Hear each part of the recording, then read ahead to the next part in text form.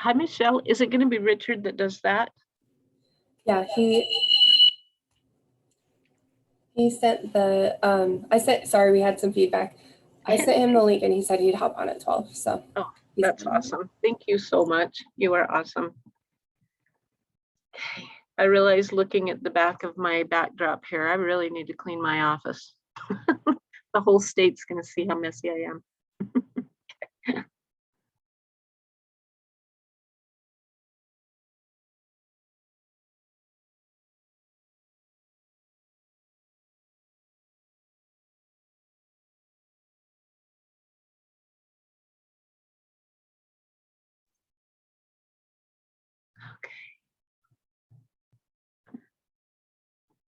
We will give it about 2 more minutes just to make sure everybody hops on that intended to be.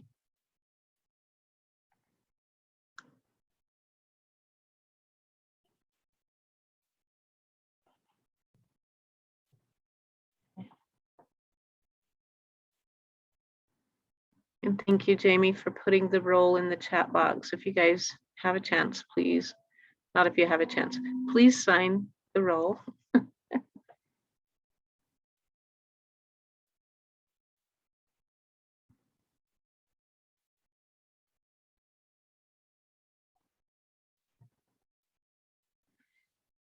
Okay, let's go ahead and get started so that we don't punish people who are on time. Michelle is more on top of things than I am usually, but she asked is Richard on, Michelle, do you know? I'm sorry, I just realized I had my volume turned down. What was that? Oh, you're okay. Is Richard on? I'm not seeing him, but I can't see everybody. So I don't see him. Do you want to just give him another minute? He said he would be on, so yeah, yep, okay. Sorry, Ed. Thanks for your patience, everyone. No, that's okay. So if you have not signed up for the Fallback Conference, keep your eyes open for that. And that is coming up at the end of September. The dates for that are September 29th, 30th, and October 1st.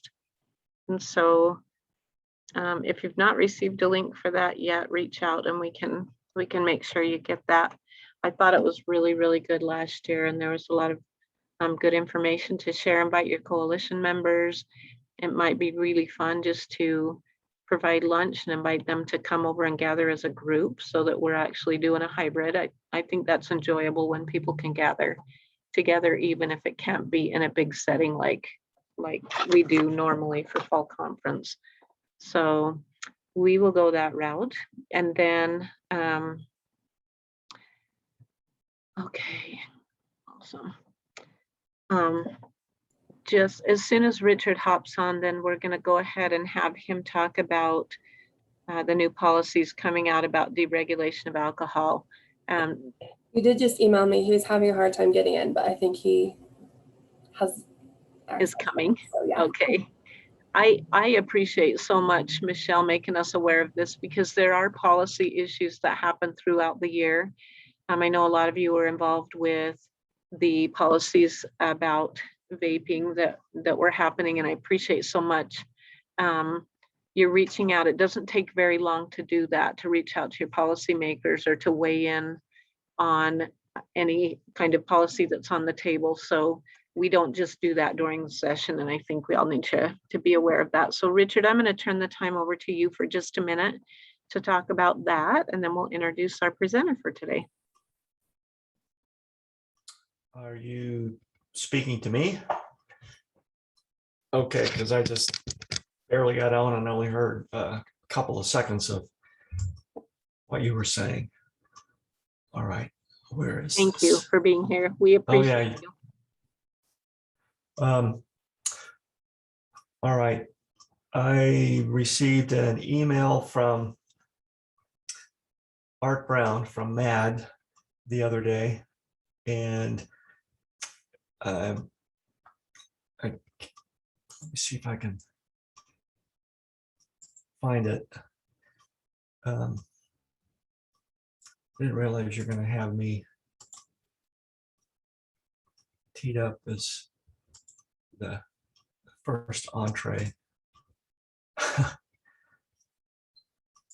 We threw you under the bus pretty quick.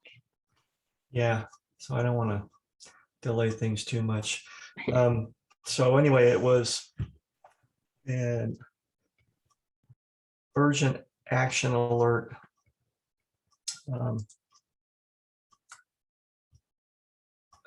from the U.S. Alcohol Policy Alliance. And this is kind of interesting because it's a group I haven't heard from or heard of before, which doesn't surprise me because in all the advocacy work I do, it seems like I learn about some new entity like this every week. I'm trying to move around my screen so I can. God dang it. Quit doing that.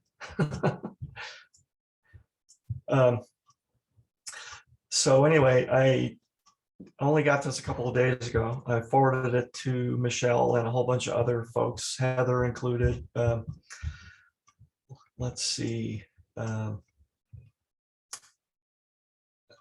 couple other prevention folks that I have email contacts for, and asked Michelle and Heather if they would forward that to the Utah County Prevention Coalition. So there was a link to the call for action from the Alcohol Policy Alliance and a draft letter from them that was provided via a link that you could copy and paste and edit. And so I did that and sent that to them, representing the Association of Utah Substance Abuse Professionals. I'm the president of ASAP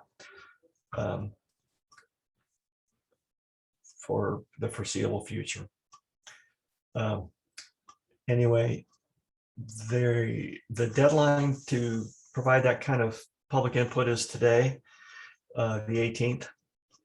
And what I sent to Michelle, I think hopefully she's going to forward to all of you if she hasn't done that already, is a copy of that letter with my edits to it and some things highlighted in yellow that you would need to customize for yourself to send.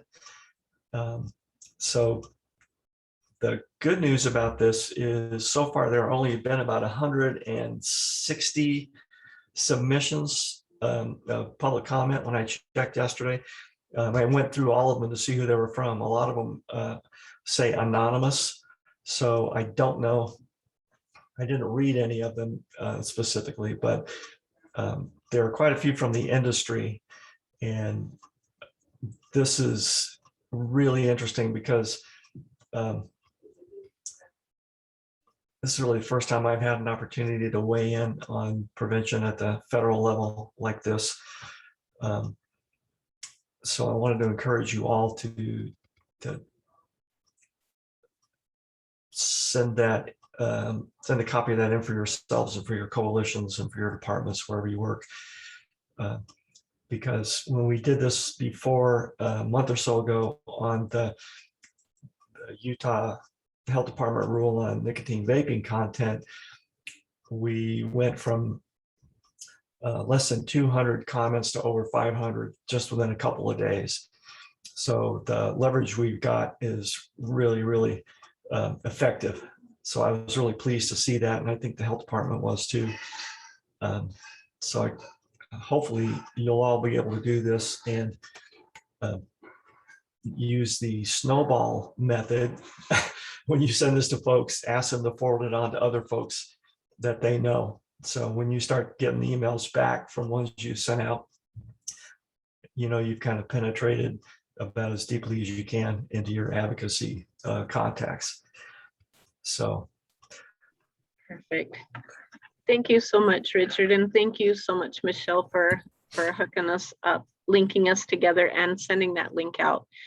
Please do this. This is part of the work that we do, and this is really upstream prevention in practice. So reach out to your coalitions, make sure that they're all on board as well.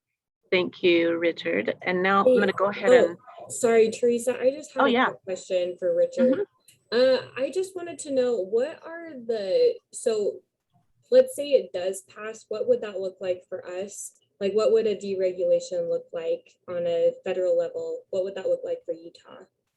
If that was to go Well, what it would do effectively is remove a lot of regulations in I think it's 27 CFR 25.55 in terms of defining what alcohol products are. So all the work that Art and I and Pat Bird and Colton Miles from the LDS Church and a couple of other folks are doing with the legislative alcohol policy work group would be immediately undermined if the definition of beer, for instance, goes away and you can put anything you want in a product and call it beer, then for all intents and purposes, you've got mixed drink cocktails for sale at the grocery and convenience stores. I mean, it's kind of an extreme example, but it's part of what we're fighting off now. Yeah, Heidi, good reaction. The other thing is it would remove restrictions on labeling and packaging and public health warnings. If you looked at the U.S. Alcohol Policy Alliance, the third paragraph there is kind of the key thing, and that's anything that the industry, the alcohol industry, would consider unnecessary trade practice regulations. So, you know, if it doesn't, what we need to point out, and the letter does this, is a lot of these existing policies that are there now are primarily there for tax purposes and to protect public health and public safety and prevent underage consumption. And one of the comments that I added to the letter is there are many, many health-related consequences to alcohol consumption that are paid for through federal, state, and local, what's the term? Programs and stuff like Medicaid, Medicare, for instance, and the Veterans Administration. So you're increasing costs on the public's back, and that in effect increased alcohol consumption and the public harms that come along with it are being subsidized by the rest of the populace, the non-drinking populace. So there are some key pieces in that letter specific to public health related and tax related issues and burdens that the point I think needs to be made and isn't made. If you look again at that action alert email that came out, one of the things that the Biden administration failed to put in their request for public comment was all that information about unnecessary trade practices, public health, and tax purposes. So one of the things I saw, one of the comments that was made came from Dented Brick Distillery in Utah. So I don't know who else has sent any comments back from Utah yet, but this is a very small, brand new distillery in the state. I think they're less than a year old. So if they've got, they're aware of it, then we certainly have to be aware of it too and do something.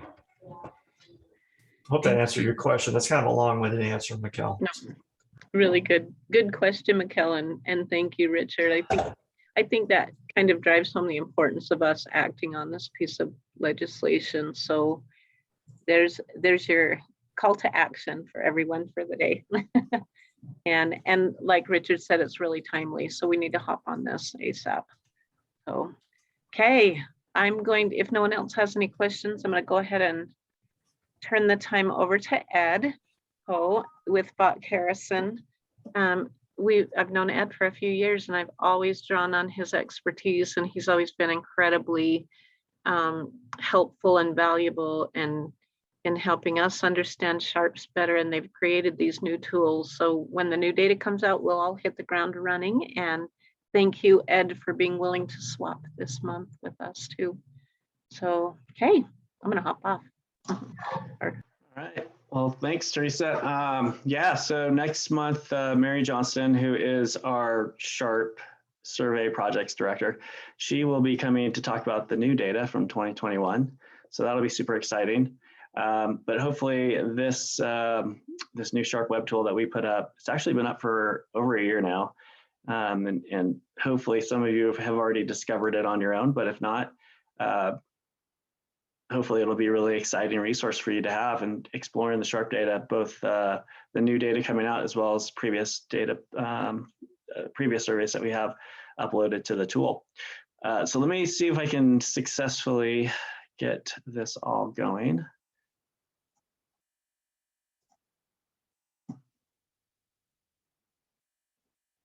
And let's see here.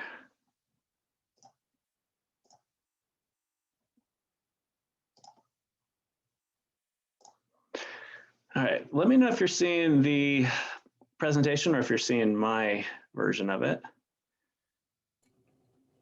We can see And it. Yeah, we can see it. All right, perfect. And Teresa, maybe if you could just let me know if anybody has questions, is raising a hand, that kind of thing. It's a little bit hard for me to see that on my screen as I do the presentation. That would be awesome. I'm Feel free happy to do that. Okay. Perfect. And feel free to interrupt and ask questions as we go along. And I'm more than happy to answer those. So we are going to talk about this new SHARP web tool. And just to kind of cover our bases, we will talk a little bit about just some of the background around the survey. I'm going to go pretty quickly through these because in looking at all the participants, it looks like from what I could see, most of you are very familiar with the SHARP survey. So we'll just kind of cruise through this. But basically, the core items of the survey were developed through a consortium and a partnership of folks across several different states and the Social Development Research Group at the University of Washington, which is Richard Catalano and David Hawkins, the group that they founded, and the ones that are all around the communities that care process. It's been used as a substance abuse prevention needs assessment tool for well over 2 decades. We've been doing it here in Utah for almost 2 decades, just in Utah. Since 2003, we've been doing it every other year. We do it on the odd years, and for us, luckily, that worked out with the COVID thing and not having to try to do the survey in 2020. The 2021 data has been collected. We're working on it. The report should be out in about a month. And of course, there's still going to be some caveats to the data set that in 2021, because we know that COVID hasn't gone away, and there still are some lingering impacts in terms of everything that's, when you think of the survey as a snapshot of where kids are, we're going to potentially see some interesting things in the data. So we actually have some COVID specific questions that we added. And I think that data hopefully will yield some important insights in terms of how kids are doing and the way that the previous year has affected them. So we're all really looking forward to seeing that data and being able to use it to kind of help the youth population. The survey has been a collaboration between 3 agencies primarily. The Division of Substance Use and Mental Health is kind of the primary driver. And then you have the Utah Department of Health and the Utah State Board of Education as well. And because it is a partnership of all 3 agencies, what started off as mostly a substance abuse prevention focused survey has really turned into something much larger. There is a pretty large breadth of questions and topics that are asked on the survey. And we've actually got a survey that has over 200 questions at this point. So it's become a very large survey, so large, in fact, that we've had to split the survey up into 2 forms. So we actually have a Form A and a Form B, because we can't get all the questions into one survey form that kids can take within a classroom period. So the core set of questions appear on both Form A and Form B. And so for those questions, we do get the full sample. And typically we get about 50,000 kids participate in the SHARP. And the 2019 survey was an extra large survey. We actually had about 85,000 kids that participated in that because the Division of Substance Use and Mental Health basically had some funds and made the offer to school districts to, if you wanted to oversample within your school district, they would pay for that oversample. And a lot of school districts took advantage of that. So we had a very large survey in 2019. I don't have the numbers on for the 2021 survey. Mary, I'm sure will be able to provide all of that info when she talks to you next month.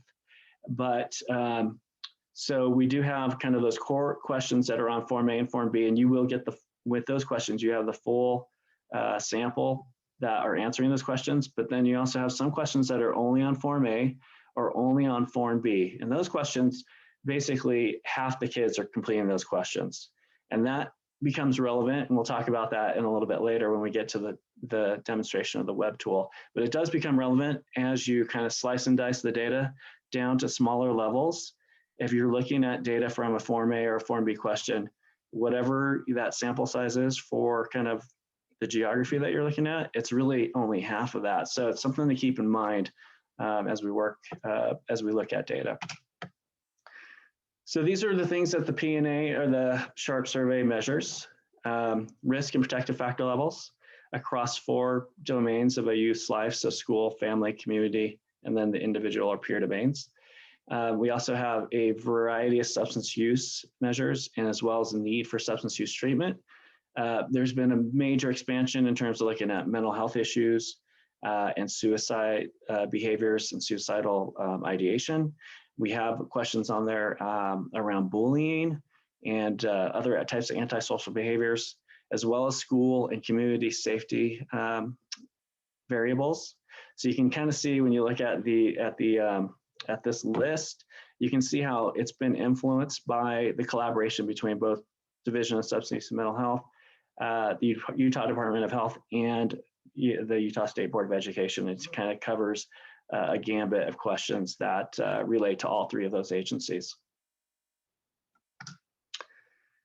These are just kind of a list of folks that use the data. Number 3 is community coalitions, and that's you. You guys this is a really rich data source, and we definitely want to support your ability to use the data in any ways that you can. So it's one of those things where we definitely encourage you to reach out and to ask for trainings like these. Mary and I are both happy to do them, and we hope to have a relationship with UPCA as we move forward. These are the different ways that data are used, and depending on who you are, you might use it in one or more of these ways. I think as a coalition audience, you can see needs assessment, grant writing, reporting, all of those things are really important, community outreach. So again, it is one of those things. Every once in a while, we do kind of make a call, a support to the community, because it seems like, and it seems less so now in the last few years than it used to be, but every year the legislature somebody would bring up a bill or propose a bill around youth surveys and wanting to restrict the ability of state agencies to do that. So it seems to be a little less prevalent now, but it does come up. And when those bills do come up or those proposals, it's really important for folks up on the Hill to hear from a wide variety of users of the SHARP survey, so that they know how valuable the survey is to the work that you do. All right, so the new SHARP web tool. This is, we're super excited about this. Hopefully you are all familiar with our profile reports. And those are really have a ton of information. But like I said, the survey has become to the length that we can actually put all of the information from the survey that we collect into those profile reports. And so the profile reports have really taken a focus to kind of highlight substance abuse prevention and mental health related data. And so there's a lot of other questions that we ask on the survey that don't make it into that report. And obviously with a static PDF or a hard copy report, you have to kind of decide, we have to decide what we're going to include in there. And there's no way to kind of make it interactive like you can with a website. So this web tool, I think, accomplishes a lot of goals. It allows us to share almost the entire full data set with you and let you interact with it in ways that are meaningful to you, because you get to choose what you're looking at and kind of what you're mixing up in terms of looking at crosstabs between two items and that kind of thing. So let's go ahead and jump into the website. And I'm going to move pretty fast because I think we have about a half an hour left. But again, feel free to stop me if you have any questions.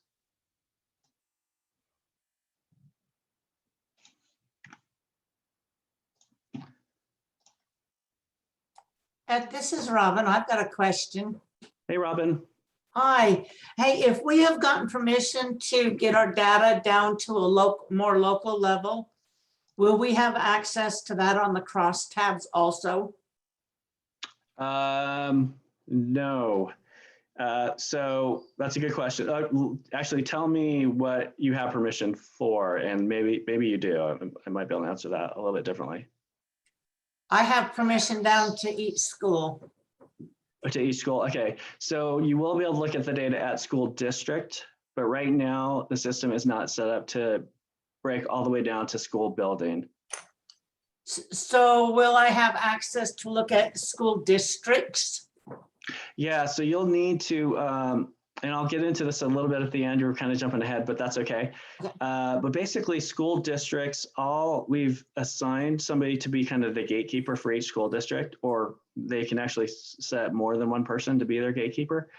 And what they can do is they can provide you with a user password.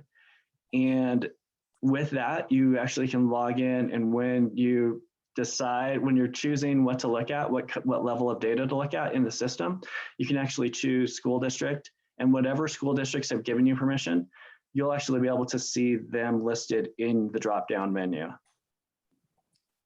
Okay, so is that done by me sending you the permission from each school, or do No, I have actually- to go get the password from them now?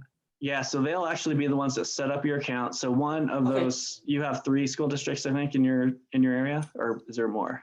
I have 3. 3, yeah. So one of the 3 will set up your account, and then the Okay. other 2 will actually attach permission to that account after the first one set up your account, if that makes sense. So they actually control all of that. We don't set up accounts over here unless they are having trouble doing it. And if they do, then that's something we'll provide TA to them to kind of train them on how to refresh them on how to do that. Okay, thank you. All right, awesome. Are you guys seeing the web tool up on your display? Okay, let me know if you're not. Okay, so this is a splash page for the web tool. And what the web tool does is it allows you to interact with the data in a few different ways. There's 3 main types of data presentations that the web tool allows. We'll get into that. But before we do that, there is like a start page here that has some different resources available, like a how to use document. And this is kind of like a step-by-step guide, basically, for how to use the web tool using the viewing category data, the variable data, and the crosstabs. Along with that, there's actually a training video, just a presentation that I did at Fall Conference on basically the same thing that you're getting today. So if you wanted to kind of get a replay of our training today, you can actually click on this video and it'll kind of take you through basically all the same things that we're going to talk about. And then it just has some basic information. But then if you want to, when you're ready to look at the data, you can click on categories for the first type of look at the data. And what this is showing you is really familiar, hopefully, in looking at our profile reports. It's the same type of data presentation that's in our profile reports. The big difference here is that where we're limited and what profiles, how many things we can show you in the reports themselves in the PDF versions. On the web tool, we're not really limited. So instead of just being able to show you about 15 different topical looks at data, and that's basically what these category views do, is they provide data, they group the questions or the scales based on a topic. And so like for this one, we're looking at bullying related items on the survey. There's also things like depression related items, the mental health treatment scale scores. We have some things that overlap with what we have in the profile report. So we have like our priority substance use items, looking at alcohol, marijuana, and prescription drugs, for example. So what this basically should really look familiar and should be kind of intuitive to look at, but we're able to really provide a lot more options. And then also with a web tool, that's the other thing that's great about it, is if we get requests for to put together a category view with, you know, X number of variables, that's something that we can actually do. So we can actually custom create a category view for, you know, like if there was school counselors are looking at, you know, these 10 indicators from SHARP, and it would be really helpful for them to have their own category that displayed those 10 items. That's something that we can put together for them. So if you, as you're kind of going through this web tool, and you know, like as a coalition, as a bunch of coalitions, you kind of have similar needs in terms of, it'd be really nice to be able to see these 5 or 6 things in one view. The more users that we have that kind of have that same need, the more easy it is for us to justify creating a new category view that's kind of custom tailored for you. So with the category view, again, this should look really familiar, but basically you're able to look at trends over years. So each one of these bars is a different year of the survey. So 2015, 2017, 2019. This web tool only goes back to 2015. The survey does change from year to year, but since 2015, the changes have typically been pretty minor. Before that, there were kind of bigger changes from year to year. And so we felt like this web tool going back to 2015 made the most sense. And so we still are providing data going back 6 years, and then we'll add future surveys to this web tool so that you continue to have the most up-to-date data. So yeah, so what you're looking at is kind of able to look at trends with across years, and then also make comparisons across the different indicators within this topic. In this case, we're looking at those priority substance use items. And so you can look at either state or LSAA, local substance abuse authority data. LSAA is just a fancy term for regions. There are 13 regions across the state. These regions also align the same as the health department regions. So they're the same 13 regions across the state. We can just look at Salt Lake County for an example. And what you'll see with when you're looking at regional data, you're also going to see a little bit more information in the charts. So you're seeing kind of, you know, where Salt Lake County was in 2015, which is 24.8% lifetime alcohol use rate for all grades combined. And then you have a state comparison with that dot. And one of the nice things about this, about the web tool, is you have like the actual values here as well. So you've got this nice data table that if you needed to, you could click on this and export the data into an Excel file. You could actually copy and paste it and put it into your documents or into a spreadsheet as well. But basically, there's just a lot of information here that you know, to be able to look at, you know, the data that you're interested in looking at. So some of the other things that show up in the profile reports, this would be the risk factor profile. So this is, again, something that's in our profile reports. And then we also have other things that aren't in our profile reports, like safe vehicle habits. So this is about, you know, seatbelt wearing and talking on the phone while driving and those kinds of things. So again, this is just data that doesn't we aren't able to get into the profile report because we kind of had to make some calls as far as, you know, what we're going to cover in the profile reports. And not wanting to have this huge volume report that's kind of really hard to get through and hard to find what you're looking for. So the website just provides us with a great option for kind of providing the data in a more complete way. One of the things that I always like to point out again also is it's really, anytime you're looking at survey data, it's super important to understand kind of the sample makeup of what you're looking at. And so you can click on this participation table link, and what you'll see is for whatever entity you've chosen to look at, you're going to be able to see kind of the sample size for each year of the survey by grade, as well as a state's level sample by grade as well for those same years. And it's really important that you look at this, especially when you're looking at data and you're seeing, dramatic changes from one year to the next. Sometimes those changes can be attributable to the sample rather than to actual changes in substance use or risk level or whatever it is that you're looking at. And so it's really important that you kind of understand, it's usually what I recommend to folks when they do see something dramatically change from one year to the next, is to kind of look at the sample and see whether the sample changed dramatically, or whether there was just a really poor sample that year for one year, and that might kind of explain some of the differences that you're seeing.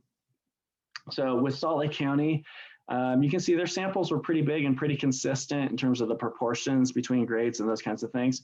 But what can happen is, let's say in the 2017 data, half the sample was made up. It was pretty even in terms of grades 6, 8, 10, and 12. About 25% of the sample fell into each of those grades. But then in 2019, let's say only 30% of the sample were 10th and 12th graders. And so you had 70% of the sample being in the 6th to 8th grade participants. And what's going to happen to your substance use rates from 2017 to 2019, just as a function of that kind of difference in the proportion of the sample, going from 50% 10th and 12th graders to 30% 10th and 12th graders. Do you think your substance use rates would go up or down in that case? They'd go down if you had a bigger percentage of 6th and 8th. Exactly, because we know that 6th and 8th graders generally use substances at a lower rate than the older kids. And so if all of a sudden you've got 70% of your sample made up by 6th and 8th graders, whereas the year before it was 50%, the substance use rate is going to go down, and that's going to be attributable to your sample, not to an actual decrease in substance use.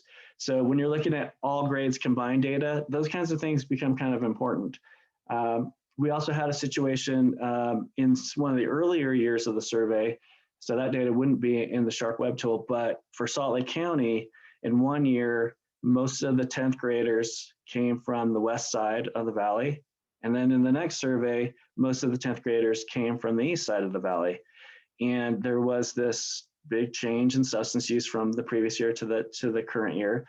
And that was one of those things where it was really more sample driven than it was behavior driven. So those are things that are really important to kind of consider as you're looking at the data.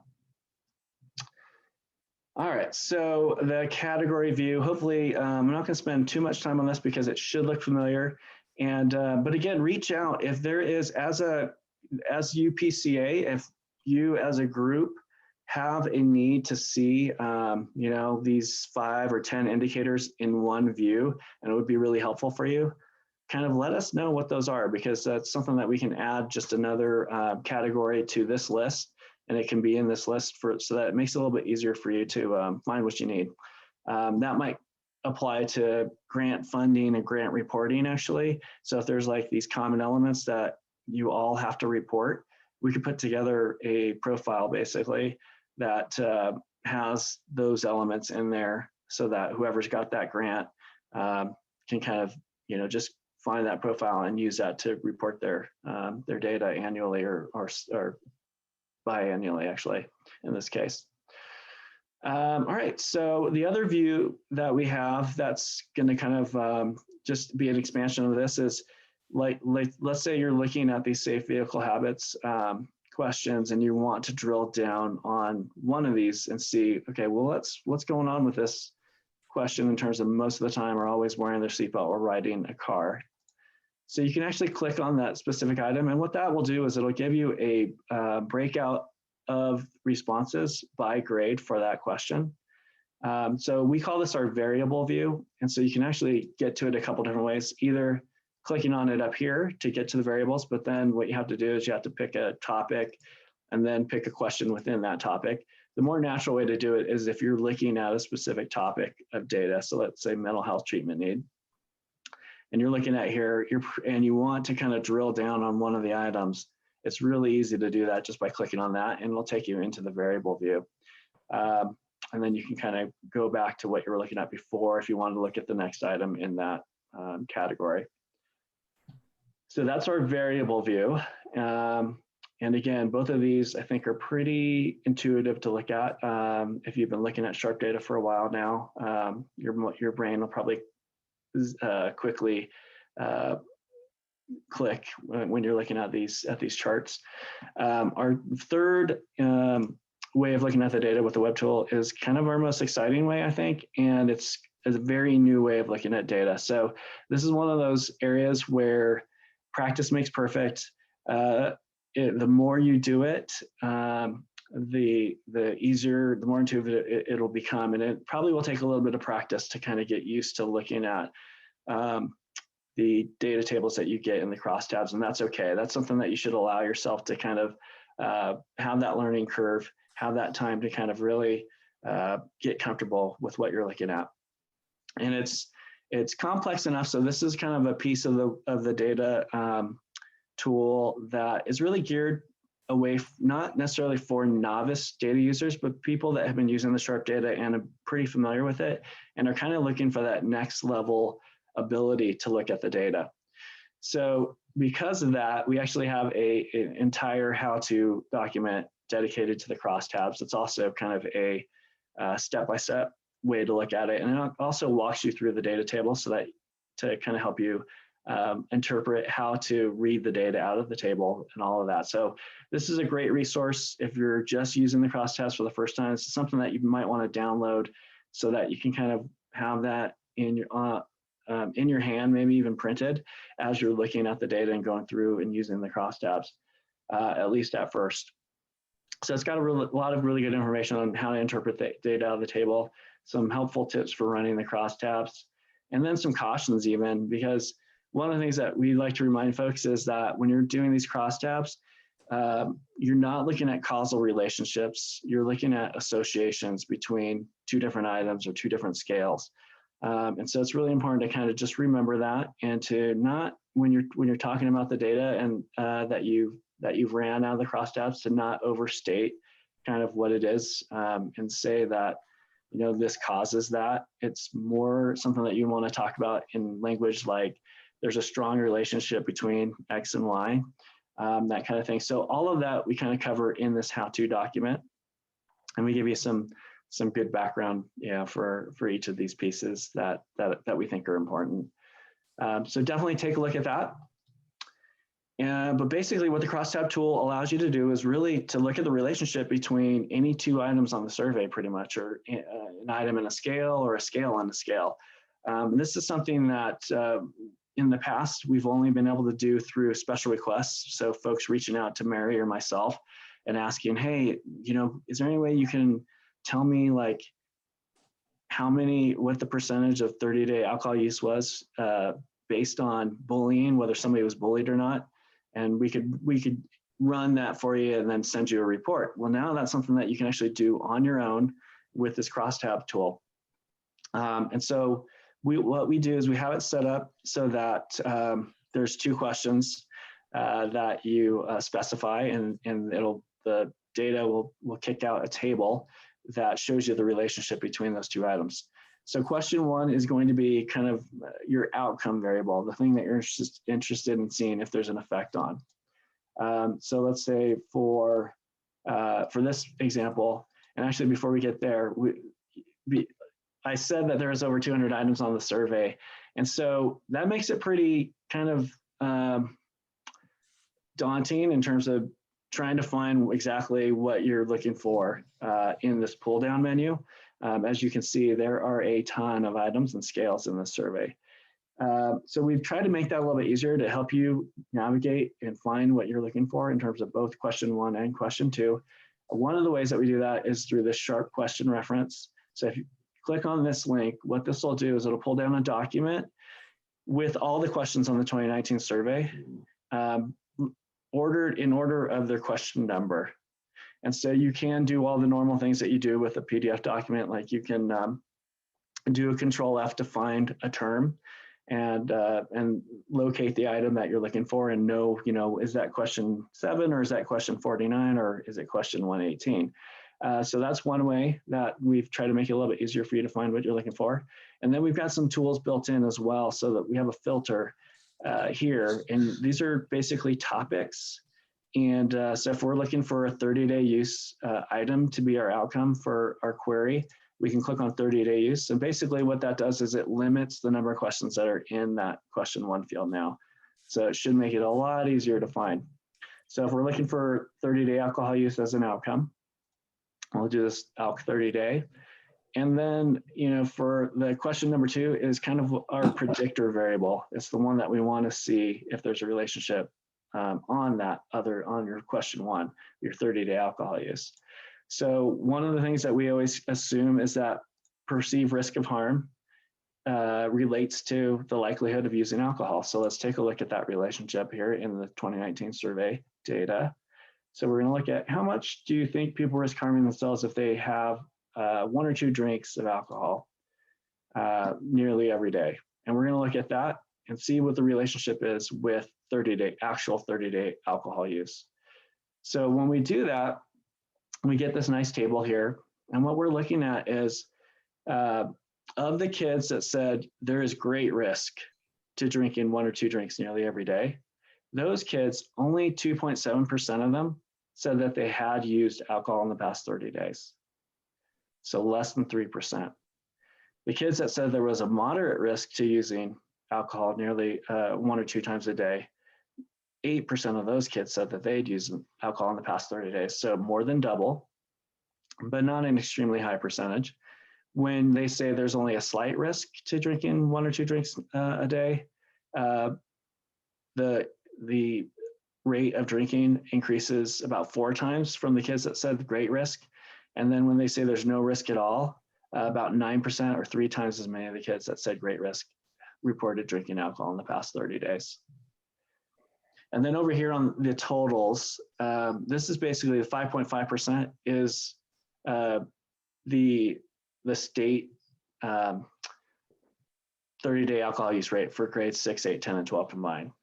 And so you can see based on that, most kids are saying great risk because this is less, it's higher than the kids that say great risk, obviously, but it's less than the kids that say moderate risk. So what that tells you is that most of the kids in the sample are saying great risk, which is a good thing. It's what we want to see. We can also look at things like, so that's kind of one of those obvious things that we might be interested in looking at. We can also look at, let's see, parental attitudes towards alcohol. So let's see, how wrong would your parents feel it would be for you to drink beer, wine, or hard liquor regularly? So the kids that say very wrong, my parents would think it was very wrong for me to drink. Only 3.4% said that they'd used in the past 30 days. When they go from very wrong to just wrong, that percentage jumps to almost 21%. So almost like about 6 times is likely to have said that they've used alcohol in the past 30 days. When they say my parents would only say it's a little bit wrong for me to drink, you're looking at over a third of the kids saying that they drunk if they responded that way. And the kids that said that their parents would not think it was wrong at all for them to drink, over 40% of those kids said that they'd used in the past 30 days. So it's a really nice way to be able to kind of confirm some of those things, that relationships that we typically assume exist in the data, because we can really look at kind of the how two things relate to another. But it also allows us to explore other things. So if we wanted to look at bullying and see how that predicts 30-day alcohol use, that's something that we could do with the web tool. So we'll try this item here. So this is kids who said that they were bullied at least once in the past year. So of the kids that said they had been bullied, about 6.5% of them said they'd used alcohol in the past 30 days. And if they weren't bullied, about 5.2%. So in this case, this is not showing a really big difference between as a relationship between being bullied in the past year. We can look at other things like, let's change gears a little bit. So instead of looking at 30-day alcohol use, let's look at mental health and suicide and bullying. So let's see, let's do the seriously considered suicide in the past year. So this is looking at kids based on whether they reported being bullied in the past year, the percentage that said that they had considered suicide or not considered suicide. So what you can see here is that the kids that said they had been bullied in the past year, about a third of them said they had seriously considered suicide in the past year as well. The kids that said they weren't bullied in the past year, only 13% of those kids said that they had seriously considered suicide in the past year. So we can see that there is a pretty strong relationship between being bullied and reporting that you seriously consider suicide. We didn't see that relationship with the 30-day alcohol use, but we are seeing it with the suicide consideration.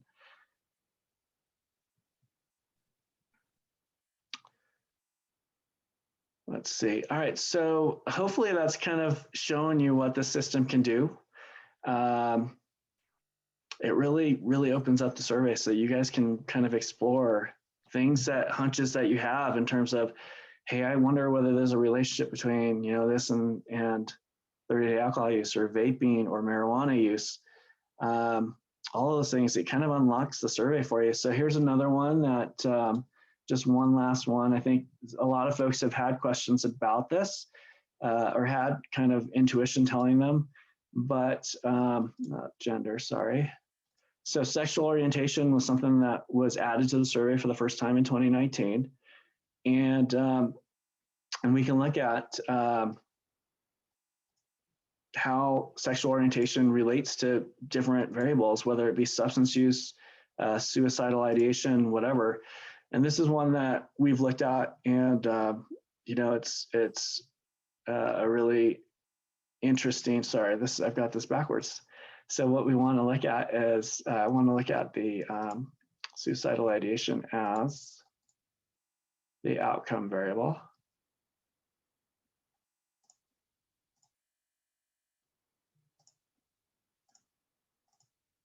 And using sexual orientation as the predictor. So when we look at this data here, what we're seeing is that of the heterosexual respondents, the kids that said they were heterosexual, about 15% had said that they had seriously considered suicide in the past year. And when we look at the participants that said they were gay or lesbian, we see basically tripling of that. About half of them said that they had seriously considered suicide. And then for the participants that said they were bisexual, pretty similar, a little over half. And then the kids that said not sure or other, about 28%. So we are seeing confirmation of some of those things that before we kind of assumed, and now we really have the data to kind of back those intuitions up. So I think hopefully you'll see that you see the value in that, being able to explore that. Is there anything that anybody wants me to run real quick, just as a final demo on the crosstabs? And I'd love you to run suicidal ideation against marijuana use. Okay. Yeah. Like how many times per.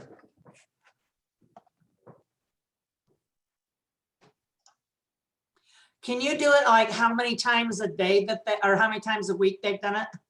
How many times in the past month? Yeah, we can do that. Yeah, like 1, 2, 3, because that's the one I seen one time. Yeah, that's it. Yeah, so this is looking at, so we have those 30-day use items. We have them two ways. We kind of have them just used, yes or no. That's kind of just the two categories. But then we also have the actual item broken out by the responses on the survey. So either 0 occasions, 1 to 2, 3 to 5, et cetera. And so what this is looking at is kind of that expanded option. And what you can see here is the kids that haven't used marijuana in the past 30 days, about 15% of them said that they had seriously considered suicide in the past year. The kids that had used once or twice, about almost 40% of them said that they had seriously considered suicide in the past year. 3 to 5, pretty similar, about 41%, a little bit higher. 6 to 9, again, pretty similar. So what you can see is the kids that you reported using marijuana in the past 30 days were much more likely to also have said that they seriously consider suicide in the past year. So there's a pretty strong relationship there. And So Ed, when you're looking at that relationship, how do we know which came first, the mental health issue or the substance issue? Well, that's the thing. So you always want, that kind of takes us back to that comment that I made in terms of being careful about causality and how you word this to an audience. We really don't have a way to know what causes what, and then it may be that the marijuana use causes suicidal ideation. It could be that suicidal ideation causes marijuana, or most likely what it probably is something else causes both an increased likelihood of using marijuana as well as having suicidal ideation. So depression might be kind of that third variable that's really causing both of those things. So it's kind of, it's just one of those things you do have to be careful about overstating cause and effect. But again, what we can say pretty clearly is that there's a strong relationship between marijuana use and suicidal ideation, in that kids that use are much more likely to have reported seriously considering suicide in the past year.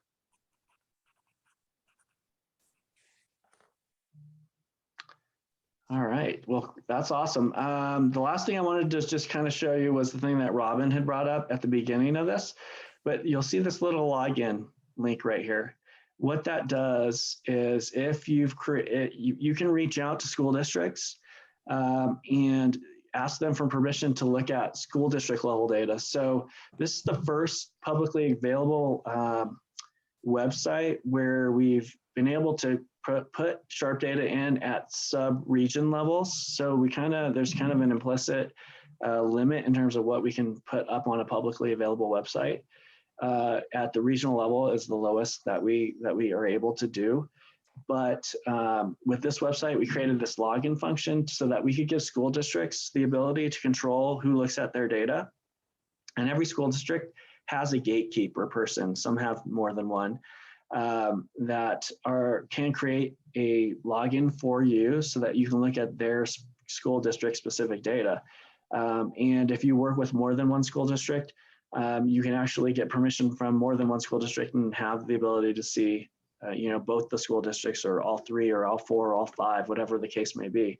So just to kind of show you just an example of that, I'll just log in to one of these.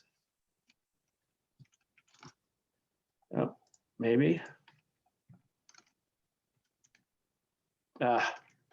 Missed the enter button.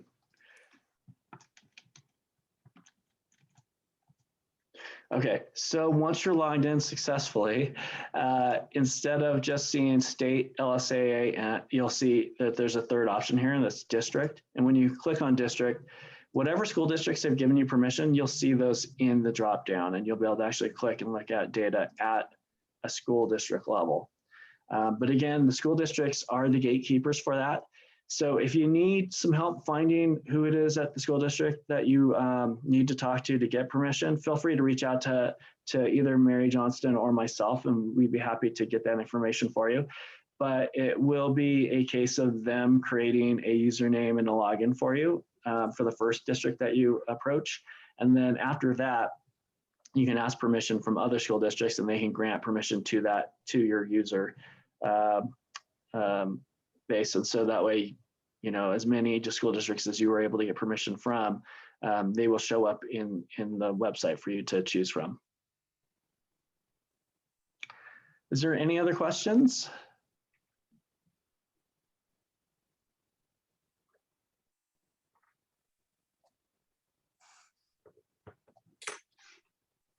There's nothing in the chat, but All right, well, great. Yeah, feel free to reach out if you have any questions that come up. Again, there's some great resources on the website itself to kind of help you walk you through the system and how to use it. But obviously, things come up, and if you do need any extra help, feel free to reach out. The other thing that we can do is if you do need to request a training, we can always do one of these web-based trainings pretty easily. So if you've got, if you wanted to train like your data work group in your coalition on how to use the tool, that's something that we could do. So reach out for something like that as well. And other than that, good luck, and we hope that you're able to find some value in this. Ed, we're getting lots of thank yous for such good information that we can actually take home and use. So lots of thank yous. Can't wait to see the data. This was great. It is such good information. We're grateful. I think when you said this kind of unlocks the data in the survey, it really does. And it helps us, because we're all working on different things in our own areas, and it helps us narrow down the exact things that we have questions about in our own communities. So please use this tool. Please reach out if you need something. Maybe watch the training video first so that we're not all calling at the same time. And thank you, Ed, for all of your help and your willingness to help all of us learn to do our jobs better. So Absolutely. we appreciate it. Yep. One thing I would like to suggest is that if you end up using this, presenting it to others, and even have community partners that want to use the SHARPS survey, please let your prevention coordinators know, because we advocated a lot to get this crosstab in because it is expensive to maintain and stuff. So please let your coordinators know that you're using it, so we can really advocate at the state level to keep this up and running forever. That's a great point, Robin. Yes, we want to, and please use it. We want to make sure that this resource that they've made available and gone to so much work to get it to us, that we're actually using it. Absolutely. And most of the cost was really in getting it going. And now that it's up, we can celebrate that. But there was some, questions at the state level as far as how much it would get used, and is it worth it to pay for the development of it. And I think that they see the value in it now for sure, and they've gotten some great feedback, but it never hurts to kind of continue to give them feedback that this was a great investment on their part. I think it always makes decision makers feel good when they know that their money was well spent. So yeah, and as you add new things into the survey, for example, the sexual identity questions and some of the mental health questions that are relatively new for those of us who've been around a while, those crosstabs are so valuable in plugging in some of that new information. So we are very grateful. Thank you. Any other questions anyone has? Okay, make sure you comment on the alcohol deregulation. Get your communities involved and your coalitions involved. And we're excited. I would encourage all of you, as soon as you get your new SHARPS data back, to start using this tool so that you're familiar with it. I did a training on it last year, and the data wasn't brand new, and I did a few things with it for a minute, and then I kind of forgot. So I think once we start diving in, we get excited and light the fire, and there we go. So anyway, thank you, Ed. And next month we will have Mary bringing us our data so that we can use this tool to find some new things about our communities. So thanks, everybody, and we'll see you next time.